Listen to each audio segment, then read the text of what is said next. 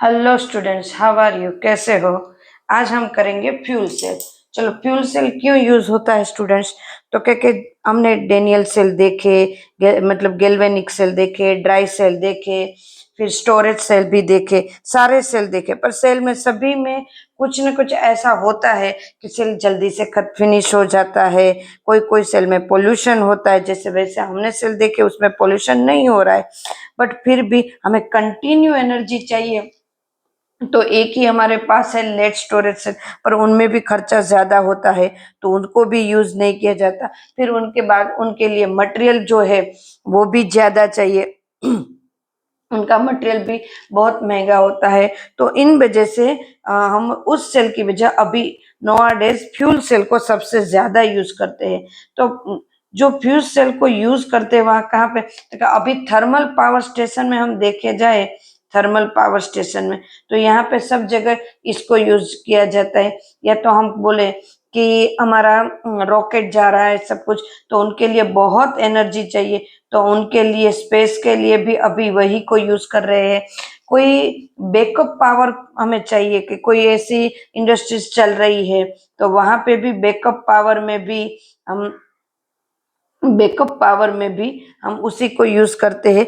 तो fuel cell है, सबसे पहले तो उनमें है ना कोई भी पोल्यूशन नहीं होता है, उनमें पोल्यूशन नहीं होता है। तो फ्यूल सेल से, और उनके लिए जो मटेरियल चाहिए ना वो हमें इजीली मिल जाते हैं। ऑलमोस्ट हाइड्रोजन और ऑक्सीजन को मिला के लेते हैं फ्यूल सेल, तो वो भी एक हमारे लिए बहुत अच्छा है। और उनको बर्न होने से एनर्जी भी ज्यादा रिलीज हो रही है। तो फ्यूल सेल है ना उनके लिए बहुत इंपॉर्टेंट है, क्योंकि ना तो उनके लिए पोल्यूशन हो रहा है और एनर्जी भी ज्यादा रिलीज कर रहे हैं। तो fuel cell is most important. Like hydrogen, methanol, उनको भी यूज कर सकते हैं। मिथेन, मिथेनॉल, बराबर है। हाइड्रोजन को हम यूज करते हैं, अभी दिखाएंगे। फिर मिथेनॉल, मिथेन, इनको भी यूज करते हैं, बट ऑलमोस्ट हाइड्रोजन और ऑक्सीजन को यूज करके सबसे ज्यादा लिया जाता है। फ्यूल सेल में होता क्या है, केमिकल रिएक्शन होगी और केमिकल में से इलेक्ट्रिक करंट आएंगे।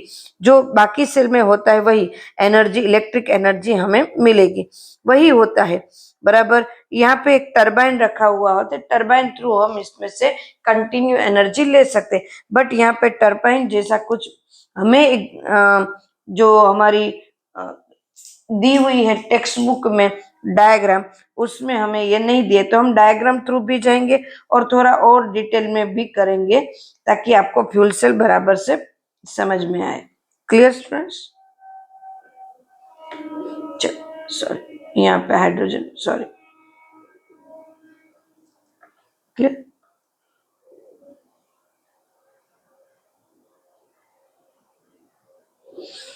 ना यहाँ से हम है ना इसमें H2O ऐड करें। H2O है जो वाटर, वही दो ऐसे वो इलेक्ट्रोलाइट के बेस पे वर्क करेंगे और वही दोनों को अलग रखेंगे।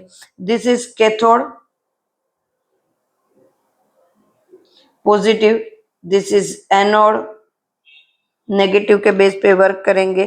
यहाँ से ऑक्सीजन का फ्लो रखेंगे, यहाँ से हाइड्रोजन का फ्लो, यहाँ हाइड्रोजन है भरा हुआ, यहाँ ऑक्सीजन है। रोड भी वही होते हैं, ये दोनों रोड हाइड्रोजन और ऑक्सीजन, और ये वाटर है जो कैटेलाइज बेस पे वर्क करेंगे, बराबर है स्टूडेंट्स। यहाँ पे जैसे ही हम वर्क करना स्टार्ट करते हैं, हाइड्रोजन जैसे अंदर आता है, हाइड्रोजन का फ्लो स्टार्ट करते हैं, हाइड्रोजन है उनमें इलेक्ट्रॉन रिलीज होना स्टार्ट हो जाता है। तो H2 में से क्या बनेंगे, H प्लस इलेक्ट्रॉन रिलीज इस तरह से बनेंगे।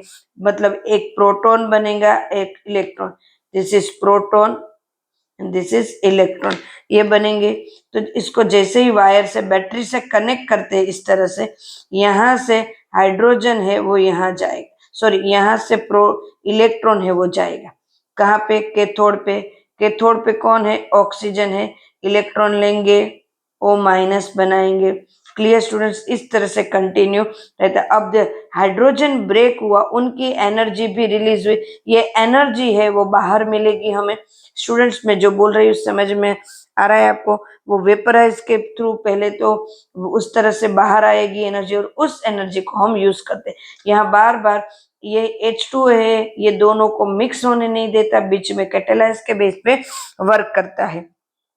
और यहाँ पे जब हाइड्रोजन H प्लस और O माइनस के बेस पे मिलेंगे तो यहाँ पे H2O न्यू बनता जाएगा, जो प्योर वाटर होगा। स्टूडेंट्स क्या होगा? प्योर H2O वाटर होगा। तो ये इस तरह से मिलता जाएगा हमें। क्लियर है स्टूडेंट्स?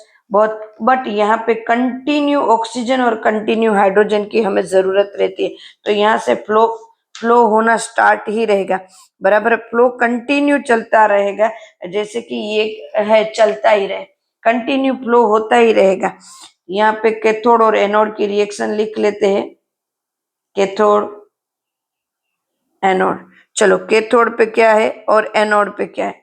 तो सबसे पहले कैथोड पे है O2, बराबर, प्लस 2H2O बीच में है ही, O2 गैस फॉर्म में L, और वहां से उसको इलेक्ट्रॉन मिले तो 4 इलेक्ट्रॉन उसको मिले, तो क्या बना वहां पे?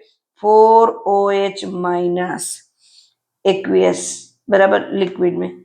एनोड की रिएक्शन लेते हैं, 2H2 प्लस 4OH, ये OH है वो पहले से मतलब थोड़ी रिएक्शन करके ही रखते हैं स्टार्टिंग में, एंड 4OH2। यहाँ पे जो H2O मिला वो कौन सा होगा?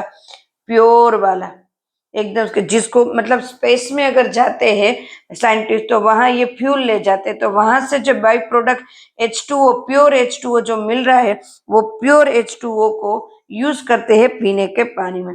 देन 4 इलेक्ट्रॉन रिलीज हो गए, यहाँ से 4 इलेक्ट्रॉन रिलीज हुए, ये 4 इलेक्ट्रॉन रिलीज हुए, फिर से हाइड्रोजन के पास जाएंगे, फिर से ये ऑलमोस्ट कंटिन्यू चलता रहता है। बट फिर भी यहाँ पे हाइड्रोजन है वो यूटिलाइज होता रहता है, तो हाइड्रोजन यूटिलाइज होता रहता है, तो इनको अभी फ्लो देने की जरूरत रहेगी, ऑक्सीजन को भी देने रहेगी, क्योंकि H2O बन रहा है, तो H2O बन रहा है तो वो वाटर जो है जिसको हम यूज कर रहे हैं ये प्योर वाटर में।